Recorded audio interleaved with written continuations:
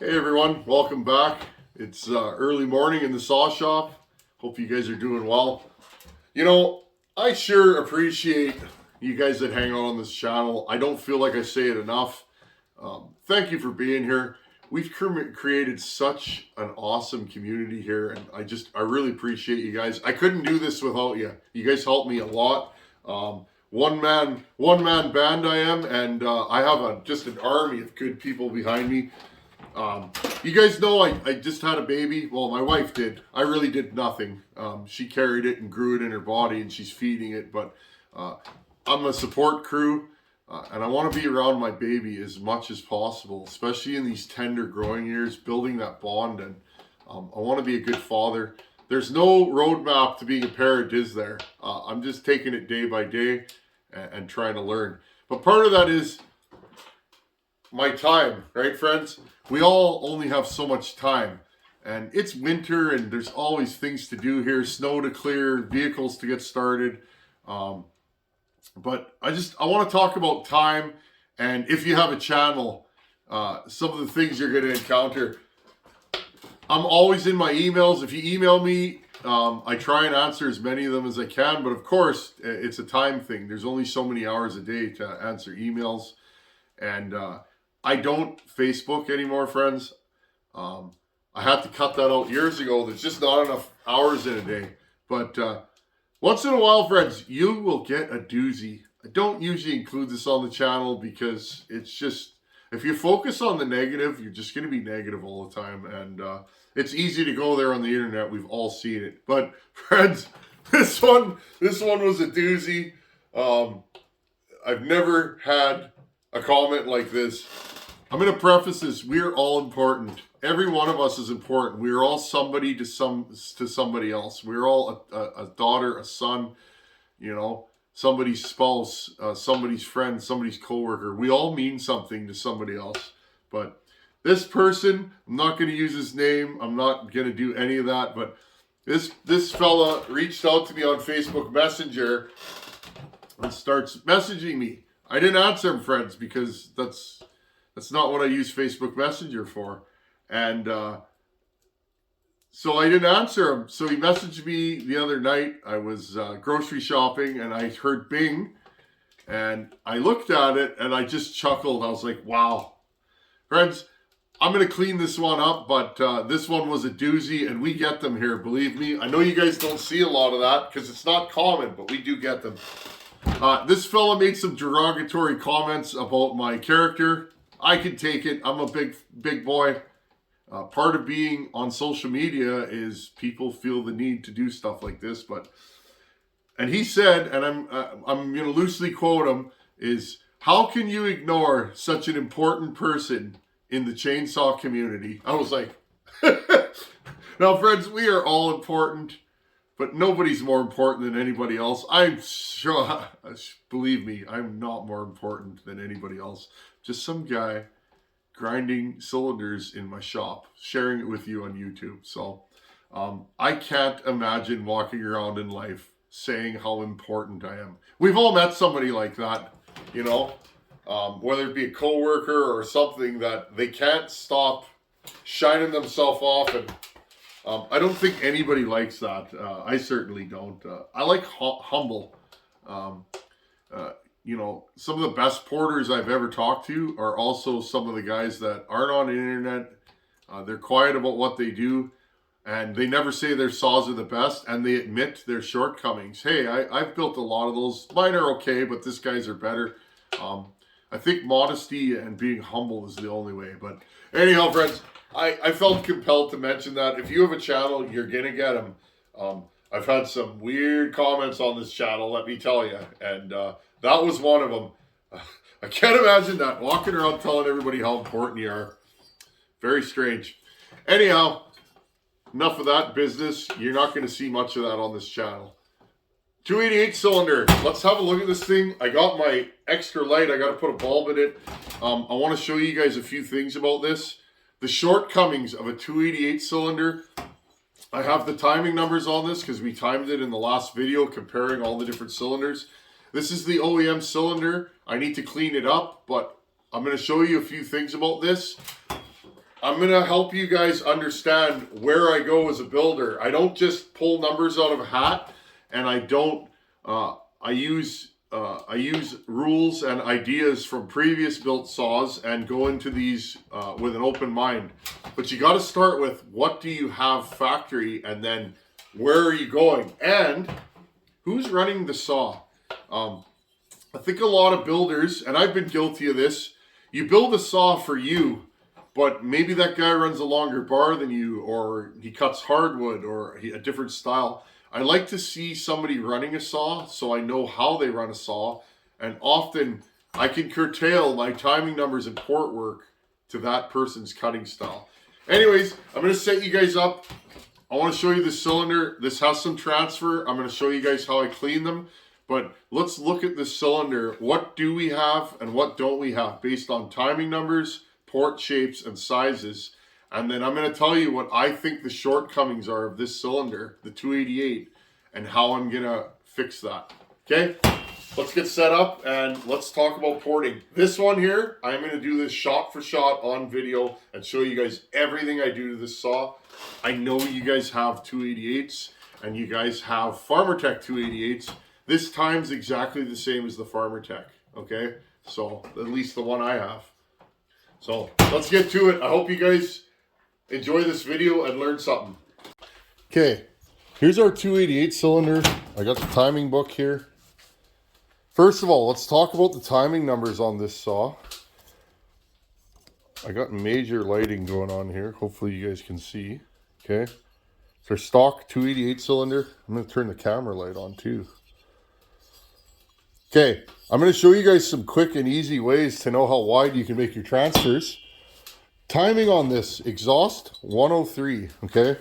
So the exhaust opens 103, 103 degrees after top dead center. I still got to clean the cylinder up a bit. Okay, exhaust 103. My transfers open at, where are we at here? OEM. My transfers open at 120 after top dead center. So 17 degrees after my exhaust opens, my transfers open. So this is a short blowdown saw.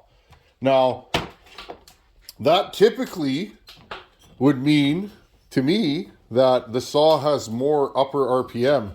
But if you guys have run these saws, they don't scream. 288s, a lot of loggers I talk to never really like these saws. A lot of firewood cutters I know have these.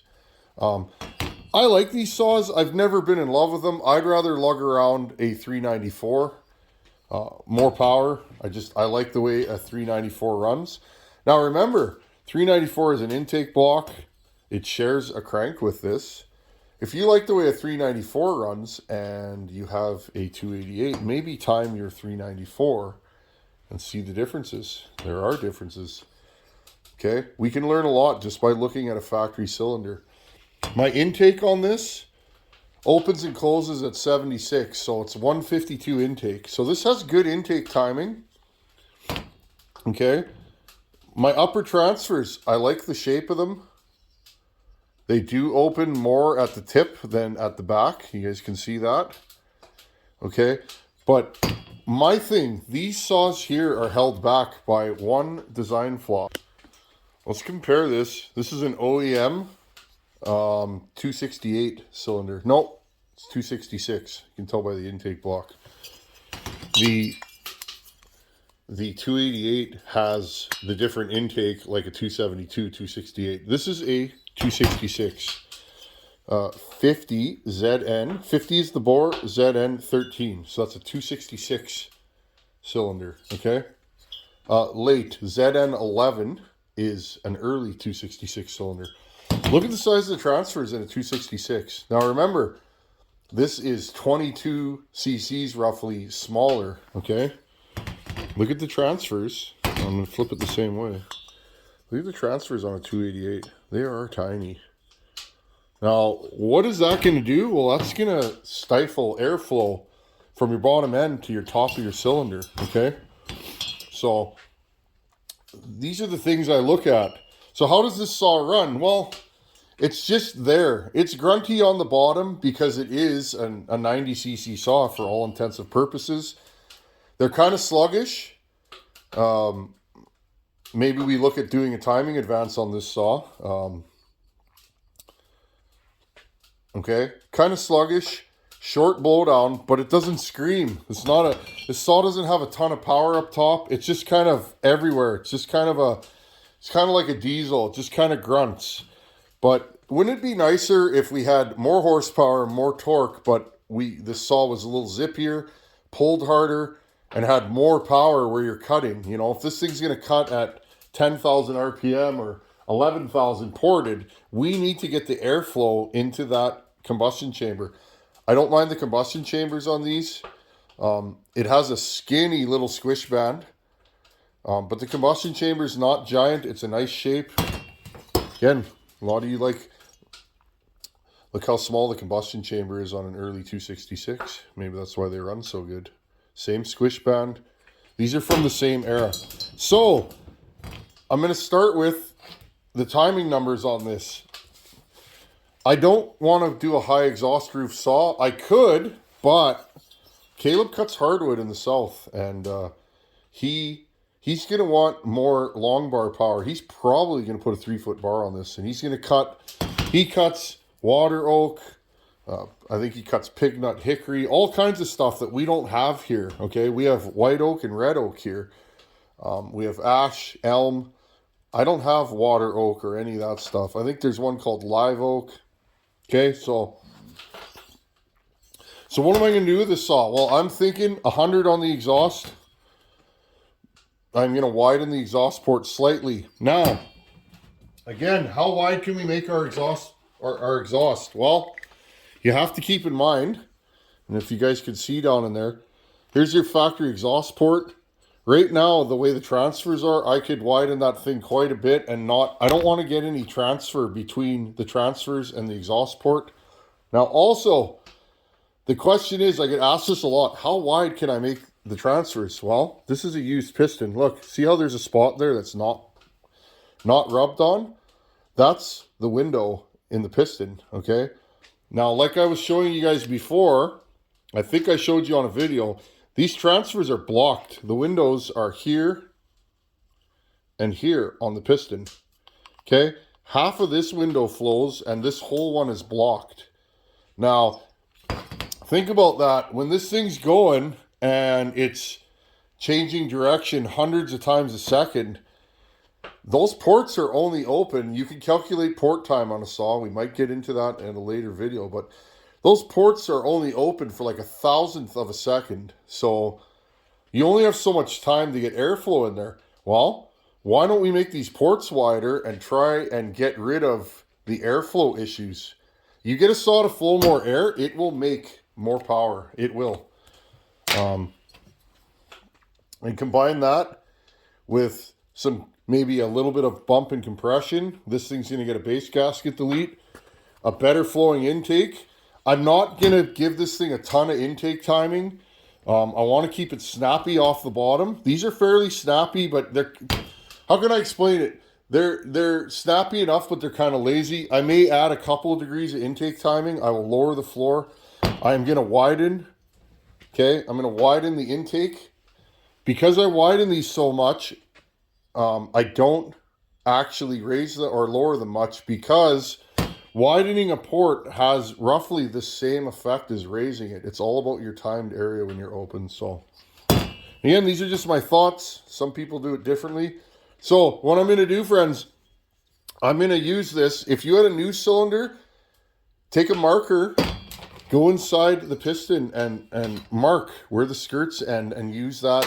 Put a straight edge in there and draw a line. That's your reference point. Don't go past that. The drawback, if you go past that and you widen your intake, is intake skirt life is going to be drastically influenced. You're going to wear your intake side of your piston more because less intake is bearing. Okay? You might only have this much left. Also, if your intake doesn't seal when that piston's going up and down, if you have not enough space between your transfers and your intake port, well, guess what? You could have some leakage through there. So If I raise this to 100, I will now have 20 degrees of blowdown. That should give us more torque on the bottom.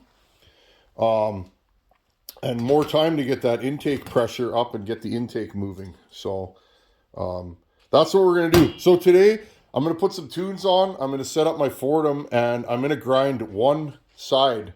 Okay. And I'm going to show you guys my ported lower transfer.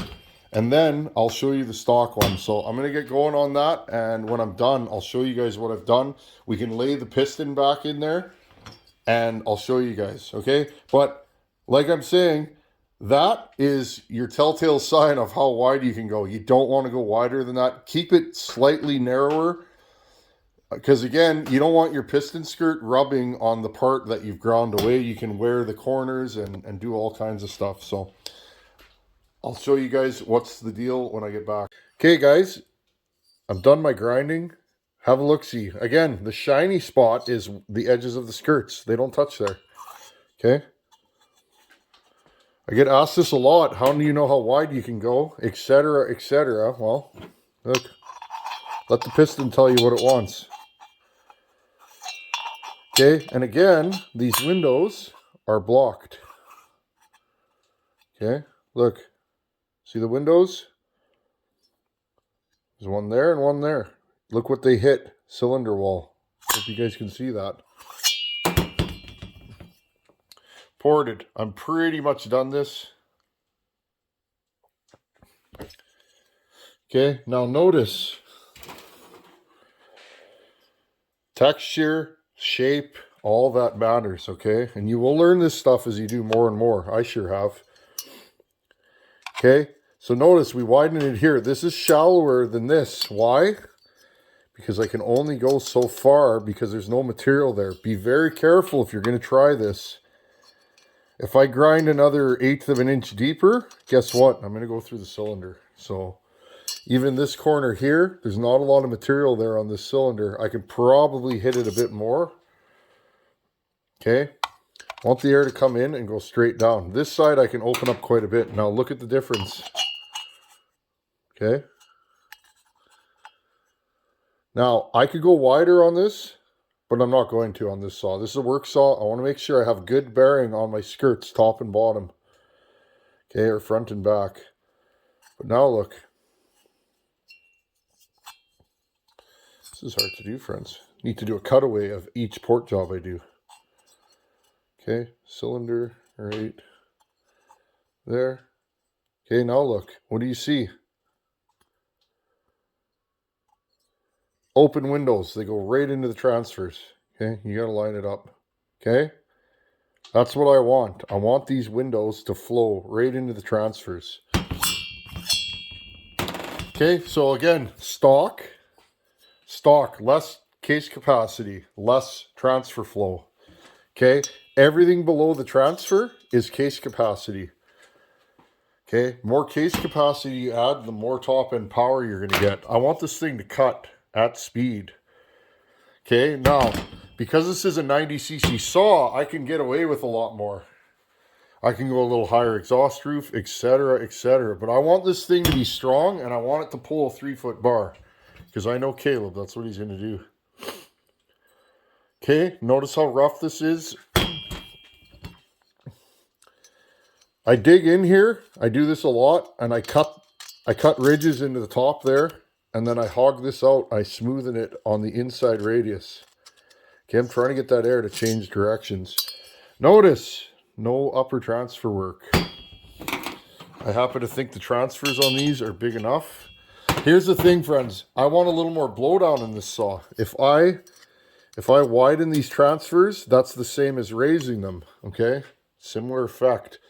If I raise my transfers on this, I will shorten the blowdown and maybe exacerbate the problem. I want my transfers closed longer so that I want my transfers closed longer and I want them a little smaller. Why? It's a taper. I do this every day in ductwork. It's a taper. I'm creating pressure, okay? This is a taper. As the air flows in here and gets tapered off here, it creates pressure. Okay, faster moving air will fill the cylinder quicker. If you open these sooner, you won't have as much airflow coming through the transfers. Okay. So now all that's left, I got to do the other side. Now, in the next video with this, normally I would do this the other way, but I wanted my shiny marks so that I didn't have to do a bunch of marking and measuring. And again, piston skirt is to here and piston skirt is to here. Let this saw guide you on what it wants. Okay, so now all I have to do is grind the other side, making them fairly similar. Pay attention to your intake shape on these. That'll guide your transfers, I think. Okay, and then in the next video with this saw, there's a little bit of transfer on it right here. It's not much, it'll come off. Okay, we're gonna clean this cylinder up. I'll show you how I do it, and then we'll port the rest of the cylinder. Okay, good times. I hope you guys are enjoying this kind of content. Okay, guys. Well, every cylinder is started with a single grind. Well, we got this started. I'm happy with the way it ground. Everything's good. Just got to match my port work up. I still got to do a little finish work to this transfer, but I wanted to show you guys the real deal. That's basically a finished transfer. You can champ for the edges. I champ for everything just because I think it looks nicer and it's just a cleaner product. You really don't have to champ for any of this stuff because nothing ever touches it. The ring doesn't go down that far and the skirts are never there. But I think it's good practice to do that. And again, this is a work saw. I want this thing to last a long time. So the more little things I can do, I think the better it'll be. Anyhow, friends, that's how I do my transfers in 288s. I want more airflow. I think that is the biggest reason why these things aren't monsters. They cut, don't get me wrong. They still are 90cc saw, but I've always thought a 288 could be a little bit better, and I think the hugest reason is these transfers. Anyhow, thanks for hanging out. Thanks for watching. Take her easy. Later.